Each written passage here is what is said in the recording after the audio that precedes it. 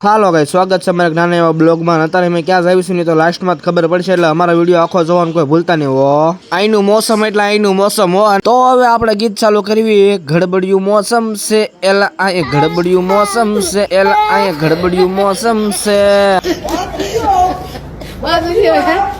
તો આપણે ગડબડ કરતા પગી ગયા છે ને ભૂરાભાઈ ફરી વખતે આપણે મુલાકાત થઈ ગઈ છે ને હવે અહીંથી આપણે હાલીને જવાનું છે આપણા લોકેશને, કેમ કે રસ્તો બહુ ખરાબ છે તો હાલીને જાય। સારું થયું આપણને ભુવાજી મળી ગયા, નકર આ તો ગારામાં નાખી દે। પછી હું એમ કહેત કે હું તો પૂરા કાલા હો ગયા।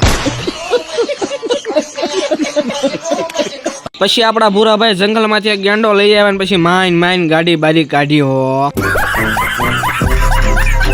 તો આપણે ભૂરાભાઈ મારી દીધું છે ધુબાકો અને ભૂરાભાઈ ને તરવા મળ્યા હો। ભૂરાભાઈ કેલા એ ઊંડું છે, કોઈ પાસે આવતા ને એ ડૂબ્યા એ ઓલો પછી ગયો બસાવા હો।